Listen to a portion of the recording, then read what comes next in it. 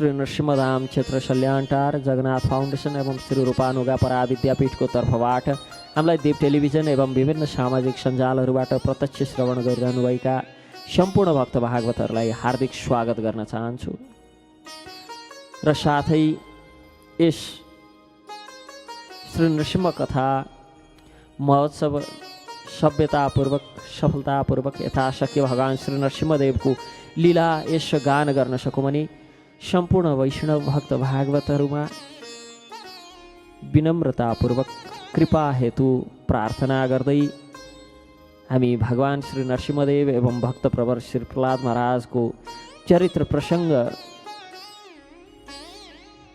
सुरु गर्छौँ। हिजोसम्मको सत्रमा हामीले मनुष्यको आयु सम्बन्धमा चर्चा गऱ्यौँ। मुस्किलले 100 वर्षको आयु छ र त्यो 100 वर्षको आयुमा पनि आधी समय रात्रिकालमा घोर अन्धकार घोर तामस तमो वृत्तिमा जान्छ, अज्ञानमा जान्छ। शेष रहेको आयु बालक रहिन्जेलसम्म के ठिक के बेठिक, के गर्नुपर्ने के गर्नु नपर्ने यसै व्यतीत हुन्छ। र त्यो शैशवकाल बालककालको आयु यस्तो छ, केवल आफ्नो आयु मात्र व्यतीत हुँदैन भक्त भागवतहरू, माता पिता वरिपरि को छन् सबैको आयु यसै व्यतीत हुन्छ। तत्पश्चात वृद्ध अवस्थाको करिब 20 वर्ष आयु केही गर्न नसक्दै जान्छ। यी सबै समयलाई घटाएर केवल 15-20 वर्षको समय बाँच्छ। त्यस समयमा गर्नुपर्ने कार्यहरू धेरै छन्, घर गृहस्थी कमाई धमाई लेखाइ पढाइ जिम्मेवारी समाज राष्ट्र आदि सबै गर्नुपर्ने समय निश्चित छ। र हिजोको सत्रमा त्यही निश्चित आयुमा पनि हाम्रा समय कसरी व्यतीत भइराखेका छन्, कलिको प्रभाव र कलिको फन्दामा कसरी परेका छौँ यस सम्बन्धमा हिजोको सत्रमा चर्चा गऱ्यौँ। अब यहाँ दैत्य बालकहरूलाई प्रहलादले उपदेश दिँदै हुनुहुन्छ जसको इन्द्रियहरू बसमा छैनन्। त्यस्तो व्यक्ति घर गृहस्थीमा आसक्त रहेर माया ममतामा फसेर अनि छोडाउन सक्दैनन् त्यो जन्जिरबाट, त्यो आसक्तिको। प्रेम र आसक्ति फरक छ भक्त भागवतहरू। प्रेममा सधैँ सर्वथा प्रेमको जो वस्तु छ त्यसको हित को इच्छा राखिन्छ, कामना राखिन्छ भने आसक्तिमा म र मेरा भन्ने भाव हुन्छ। यो मेरो भएका कारण यसलाई मैले प्रेम गर्छु, त्यो प्रेम होइन, त्यो आसक्ति हो। यो प्रेमको वस्तु हो, यसलाई प्रेम गर्नुपर्छ र यो मेरो हो यसकारण मैले प्रेम गर्नुपर्छ। यसमा बडो अन्तर छ भक्त भागवतहरू। जो व्यक्ति जसको इन्द्रिय वशमा छैन त्यस्ता व्यक्तिहरू घर गृहस्थी आदि आसक्त माया ममताको मजबुत जन्जिरले बाँधिएर त्यहाँबाट आफूले आफूलाई छुटाउन सक्दैनन्। जसलाई चोर सेवक एवं व्यापारी आफ्नो अत्यन्त प्यारो प्राणको पनि बाजी लगाएर सङ्ग्रह गर्छन्, त्यो धन प्राणभन्दा प्यारो हुने गर्छ, प्राणभन्दा अधिक वाञ्छनीय रहने गर्छ। त्यस्तो धनको तृष्णा कसले त्याग्न सक्छ? जो आफ्नो प्रियतमा पत्नीको एकान्त सहवास एवं प्रेमयुक्त मधुर मधुर वचन, मिठा मिठा ती प्रेमयुक्त वाणीहरू, कोमल स्पर्श, यो पुरुषका लागि स्त्री, स्त्रीका लागि पुरुष, दुवै पक्षबाट हेर्नुपर्छ। प्रियतमको एकान्त सहवास, प्रेमयुक्त मधुर मधुर वचन, मिठासपूर्ण ती बातहरू, ती सबै सुनेर जसले आफ्नो प्राण तिनका लागि निछावर गरिसकेका छन्, भाइ बन्धु एवं मित्रको स्नेह पासमा बाँधिएर साना साना भर्खरका बालक तोतले बोली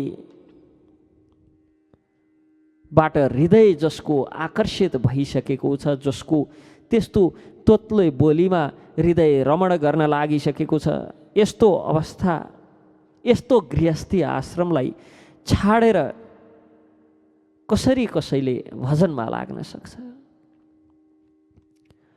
आफ्नो ससुराल गए पछाडि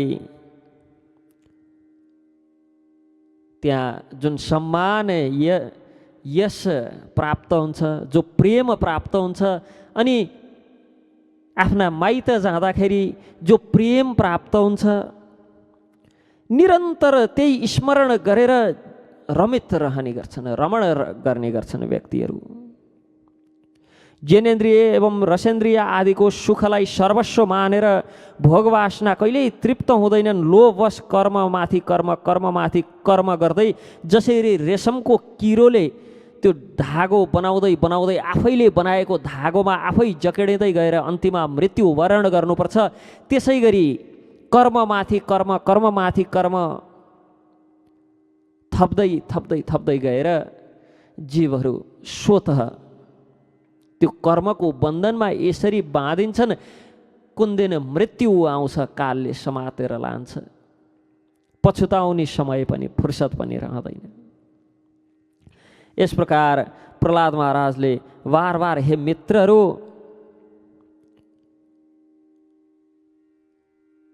विषय आसक्त दैत्यहरूको सङ्गत छोडेर आदिदेव भगवान् श्री नारायणको शरण ग्रहण गर्नु, किनभने जसले संसारको आसक्ति छोडेको छ त्यस्ता संसारको आसक्ति छोडेका महात्माहरूको परम प्रियतम एवं परम गति भनेको भगवान् श्री नारायण नै हुनुहुन्छ। यसकारण जसरी हुन्छ यो जीवन जो आसुरिक हिसाबले जीवन व्यतीत गर्दैछौ, जो असुरहरूको सङ्गमा बसेर जीवन व्यतीत गर्दैछौ र जो कार्यहरू गरेर जीवन व्यतीत गर्दैछौ, ती सबै कार्यहरू बन्धनका कारक हुन्। यी कार्यहरूबाट, बन्धनका कारकहरूबाट उन्मुक्ति प्राप्त गर्ने एक मात्र उपाय कर्मप्रति आसक्त नभइकन, कर्मको फलप्रति आसक्त नभइकन भगवान्ले गीतामा कर्मण्यवाधिकारस्ते मा फलेषु कदाचन मा कर्मफलेतुर्भुर्मा त्यसङ्गस्तु अकर्मणि भनेर भन्नुहुन्छ। कर्म यज्ञ हो, जो कर्तव्य कर्म छ त्यो वास्तवमा यज्ञ हो, र यज्ञ त हरेक जीवले गर्नै पर्छ। कर्तव्य कर्मबाट विमुख हुन मिल्दैन, तर कर्तव्य कर्म यज्ञको रूपमा भगवान् यज्ञ भगवान् भोक्ताराम यज्ञ तपसाम यज्ञका भोक्त भनेको भगवान् विष्णु हुनुहुन्छ। हरेक कर्तव्य कर्मलाई भगवान् विष्णुको सेवाको रूपमा यदि हामीले सम्पन्न गऱ्यौँ भने र यज्ञको फल सम्पूर्ण रूपमा भगवान् श्रीहरिमै समर्पण गऱ्यौँ भने तत्पश्चात त्यो यज्ञ सम्पादनबाट अर्थात् हामीले गरेका कर्महरूको बन्धनमा पर्नु पर्दैन। त्यो कर्महरूको बन्धनले हामीलाई बाँध्न सक्दैन र फलमा आसक्ति नहुना साथ, फल भगवानको श्रीचरणमा समर्पित गर्न साथ व्यक्ति सुख दुःख भय मोह आदिबाट पनि स्वतः मुक्त हुन्छ। संसारमा सबैभन्दा ठुलो भय हामीलाई के को हुन्छ भक्त भागवतहरू? संसारमा सबैभन्दा ठुलो भय हामीले गरेका कार्यहरू, हामीले सोचेको हिसाबको फल प्राप्त नहोला, वाञ्छित फल प्राप्त नहोला, सबैभन्दा ठुलो भय यसमै रहन्छ।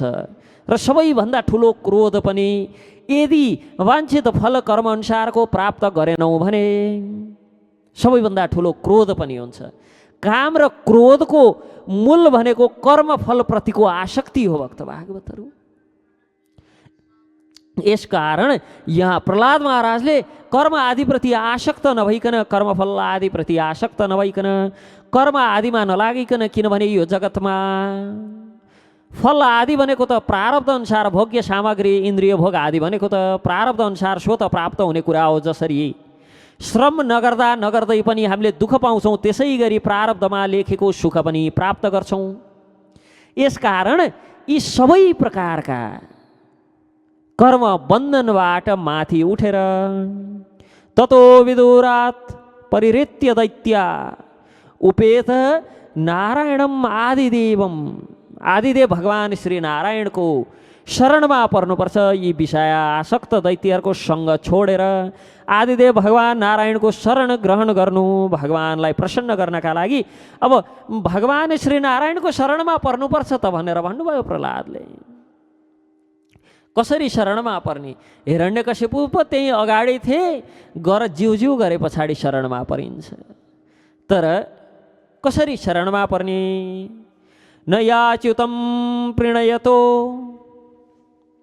भगवानको शरणमा पर्न बडो सजिलो छ, किनभने आत्मत्वात् सर्वभूतानां सिद्धत्वादिह सर्वत परावरेषु भूतेषु ब्रह्मान्तस्थावरादिषु भौतिकेषु विकारेषु भूतेषोऽथमत्सु च।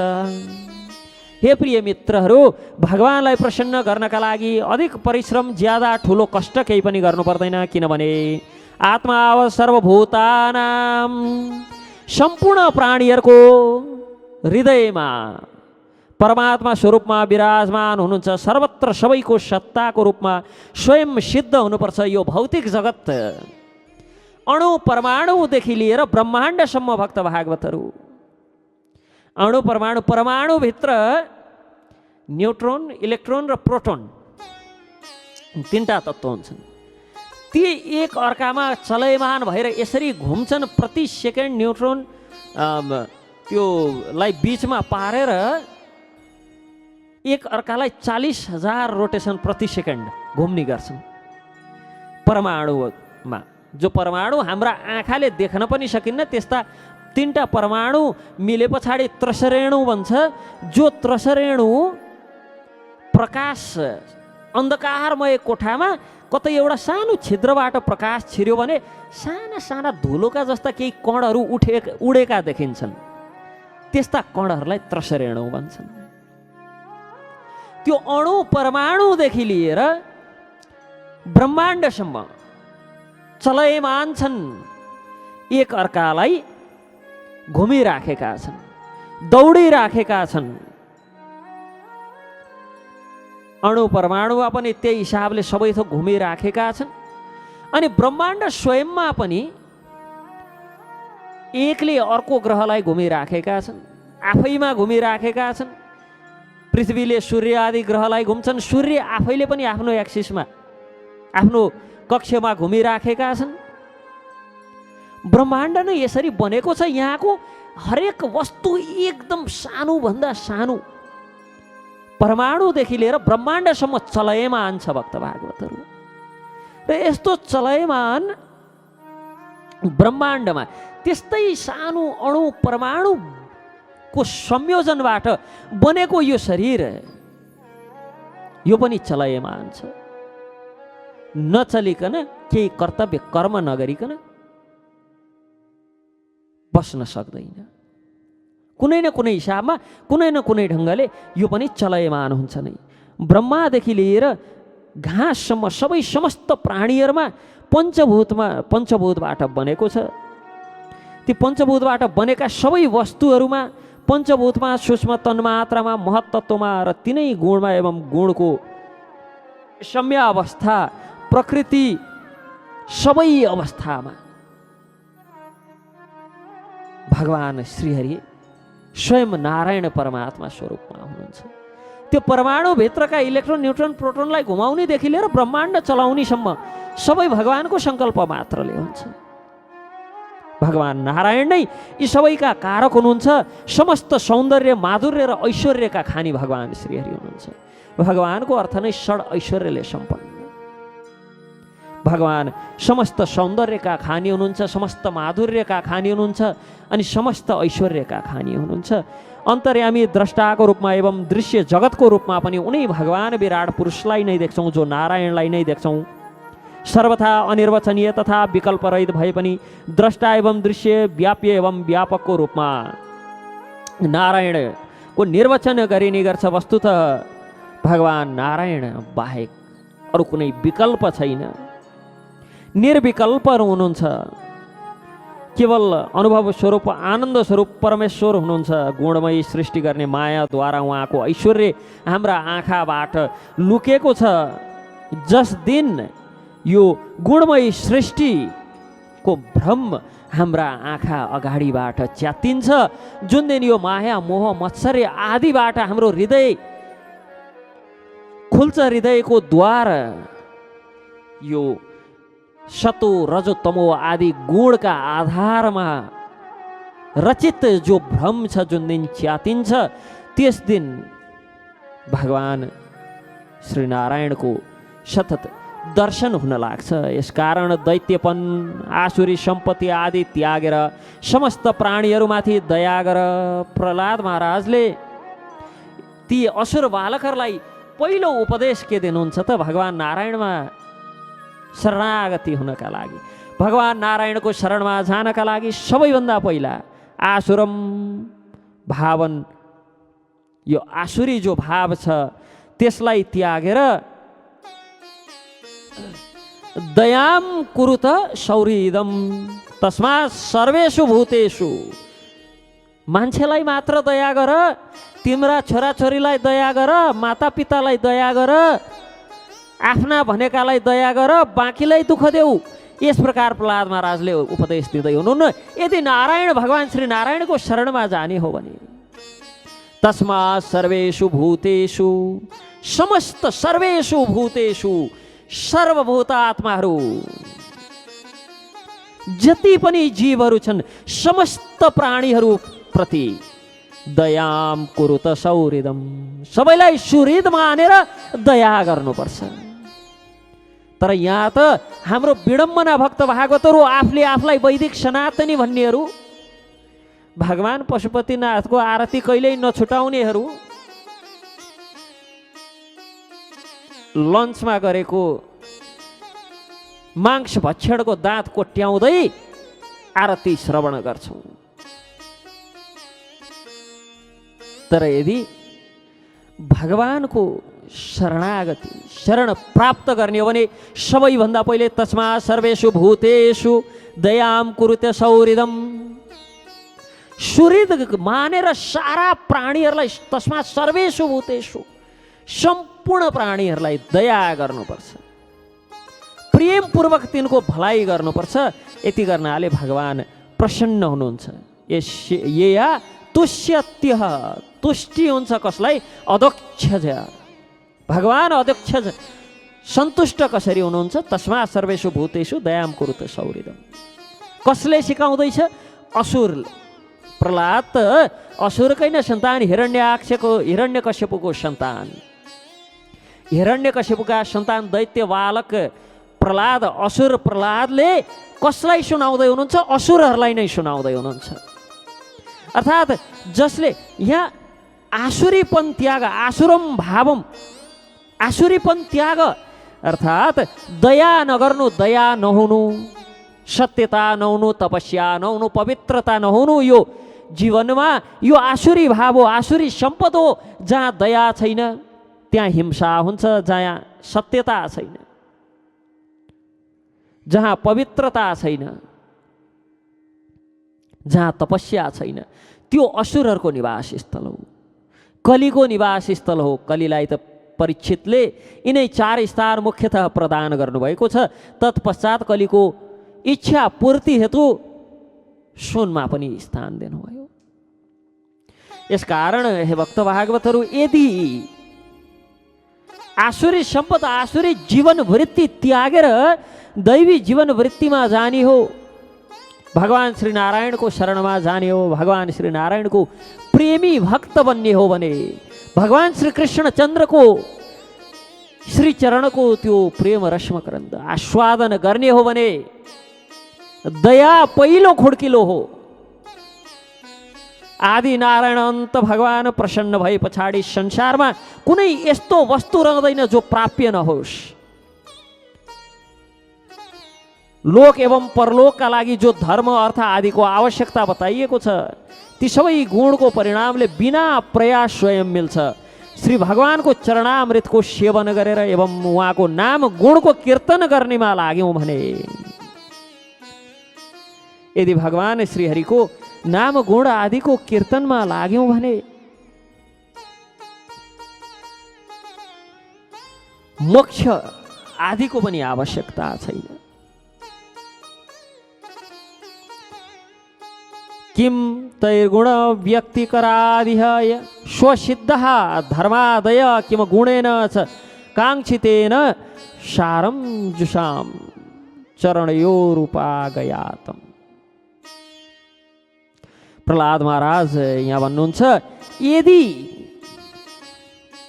श्री भगवानको चरणामृतको सेवन गरेर नाम गुण आदिको कीर्तनमा लागेर यदि मन स्वभावतः नामाशक्ति, कतै त गएर आसक्ति पनि राम्रो हुँदो रहेछ। यदि भगवान श्रीहरिको नामप्रति आसक्ति बढ्यो भने मोक्षको पनि आवश्यकता छैन। त्यस्तो मोक्ष के आवश्यक? शास्त्रमा धर्म, अर्थ एवं काम यी तीन पुरुषार्थको वर्णन छ। आत्मा, विद्या, कर्मकाण्ड, न्याय। न्याय भनेको तर्कशास्त्र, भक्त भागवतहरू, दण्डनीति एवं जीविकाका विविध साधन, यी सबै वेदका प्रतिपाद्य विषय हुन्। तर यदि परम हितैषी परम भगवान श्रीहरिमा आत्मसमर्पण गर्न यदि यी सहाय भएनन् भने यी पनि असत हुन्। केवल यी माध्यमद्वारा आत्मविद्या, कर्मकाण्ड, न्याय, दण्डनीति आदि विविध साधनद्वारा भगवान श्रीहरिपति, भगवान श्रीकृष्णको प्रेम प्राप्तिको मार्ग प्रशस्त हुन्छ भने मात्र यी सार्थक हुन्छन्, अन्यथा यी सबै निरर्थक छन्। यो निर्मल ज्ञान मैले जो बताएँ तिमीहरूलाई, यो बडो दुर्लभ छ। यसभन्दा पहिले नरनारायणले नारदजीलाई उपदेश गरेको प्रसङ्ग हो यो। जो भगवानका अनन्य प्रेमी एवं अकिञ्चन भक्तहरूको चरणकमलको धुलीले आफ्नो शरीर प्रक्षालन गरेका छन्, त्यस्ता महान भक्त भागवतहरूलाई मात्र यो परम गोपनीय ज्ञान प्राप्त हुन्छ। यो विज्ञान सहित ज्ञान विशुद्ध भागवत धर्म हो। श्रुतमेतन्मया पूर्वम ज्ञानम विज्ञान संयुतम धर्मम भागवतम शुद्धम नारदाद्यवदर्शनात्। यो विज्ञान सहितको जो ज्ञान विशुद्ध भागवत धर्म छ, यसलाई मैले श्रुतमेतन्मया पूर्वम, पूर्व कालमा नारदबाट, नारदात देवदर्शनात्, नित्य निरन्तर भगवानको दर्शन गरिराख्ने देवर्षि नारदजीको मुखबाट मैले यो प्रसङ्ग यसभन्दा अगाडि सुनेको थिएँ। प्रहलाद महाराजले जब यस प्रकार भन्नुभयो, दैत्यपुत्र आउँछ, दैत्यपुत्र ती प्रहलादजीका जो सहपाठीहरू थिए सोध्न लागे, प्रहलादम त्वं वयं चापि नार्तेन्यं विद्महे गुरुं यताभ्यां गुरुपुत्राभ्यां बालानामपि ईश्वरौ। हे प्रहलाद, यी दुई गुरुपुत्र षण्ड र अमर्कलाई छोडेर अरू कुनै गुरु हामीले नसुनेका छौँ, नदेखेका छौँ। हामी सबै बालकहरूका शासक त यिनै दुईटा षण्ड र अमर्क हुन्। फेरि तिमी यस्तो सानो आयुमै जन्मदेखि नै महलमा आफ्नी आमासँग बसेको महात्मा नारदजीसँग मिलन कसरी भयो? हामीलाई यसमा शङ्का भयो, सङ्कोच भयो। प्रियवर, यदि यस विषयमा विश्वास गर्न सक्ने कुनै कुरा छ भने, कुनै प्रसङ्ग छ भने, कुनै स्थिति छ भने हाम्रो शङ्का निवारण गरिदिउँ। यस प्रकार जब दैत्य बालकहरूले प्रश्न गरे तब भगवानका परम प्रेमी भक्त प्रहलादजीलाई यहाँ नारदको स्मरण भयो। मुस्कुराउँदै भन्न लाग्नुभयो, जब हाम्रा पिताजी तपस्या गर्नका लागि भनेर मन्द्राचल पर्वत जानुभयो तब इन्द्र आदि देवताहरूले दानवसँग युद्ध गर्नका लागि भनेर बडा ठुलो तयारी गर्न लागे। युद्धको तयारी जोडतोडले चल्न लाग्यो। जब थाहा भयो दैत्य असुरहरूलाई, जब थाहा भयो देवताहरू हाम्रा स्वामी नभएको बेलामा, हिरण्यकश्यपु नभएको बेलामा युद्धको भरमार तयारी गरेर आक्रमण गर्ने विचार गर्दैछन्, युद्धका लागि ठुलो उद्योग चल्दैछ, यस्तो थाहा पाए पछाडि सारा असुरहरूले के गरे त भन्दा सहसा एकदम डराए, आत्ते र सबै थोक छोडेर देवताहरूको सामना गर्न नसकेर स्त्री, पुत्र, मित्र, गुरुजन, महल, पशु, सामान सबैको चिन्ता छोडेर प्राण बचाउनका लागि भनेर हतार हतारमा यताउता भाग्न लागे। जहाँ जहाँ जो भाग्न सक्थे, जहाँ जहाँ जो लुक्न सक्थे, जहाँ जहाँ जसले प्राण बचाउन सक्थे लुक्न लागे, भाग्न लागे। तत्पश्चात आफ्नो जे चाहने इन्द्रका सेवकहरूले एवं देवताहरूले राजमहलमा लुट मचाए, लुटपाट आदि गर्न लागे। इन्द्रले राजरानी माता कयादुलाई पनि बन्दी बनाएर लिएर गए। जो मेरी माता हुनुहुन्छ, प्रहलादले बताउँदै हुनुहुन्छ असुर बालकहरूलाई, मेरी माता कयादुलाई पनि लिएर गए,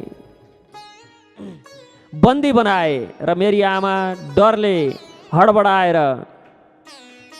भिजेको पंक्षी समान लुरो लुरो पछाडि लाग्नुभयो देवताहरूको। बन्दी बनाएर लिएर गए। त्यही समयमा बाटोमा देवराज इन्द्रलाई सम्झाउन नारद मुनि आइपुग्नुभयो। नारद मुनि आएर मार्गमा दैववश जब देवर्षि नारद त्यताबाट जाँदै गरेको कयादु आदिलाई लिएर जाँदै गरेका ती देवता देवगणहरूलाई देख्नुभयो। नारद मुनि भन्नुहुन्छन्, हे देवराज, यो निरपराध कयादुलाई कहाँ लिएर जाँदैछौ? हे महाभाग, यो सती साध्वी परनारीको तिरस्कार नगर, यसपटक यसलाई छोडिदेऊ, तुरुन्त छोडिदेऊ। मुञ्च मुञ्च महाभागा सतीम पर परिग्रहम। यो वैदिक सभ्यता हो, वैदिक संस्कार हो। पर स्त्रीलाई तिरस्कार गर्नु ठुलो पाप मानिन्छ। पर स्त्रीलाई तिरस्कार गर्नु वैदिक सभ्यतामा त्योभन्दा ठुलो पाप र त्योभन्दा ठुलो असभ्यता केही पनि मानिन्न। यहाँसम्म कि वैदिक सभ्यता, वैदिक सनातन शास्त्रहरू मान्ने व्यक्तिहरूले त आफ्नी पत्नी बाहेक सम्पूर्ण स्त्रीलाई माताको रूपमा सम्बोधित गर्छन् र माताको स्थान दिन्छन्। सबैलाई आमा देख्छन् आफ्नी पत्नी बाहेक।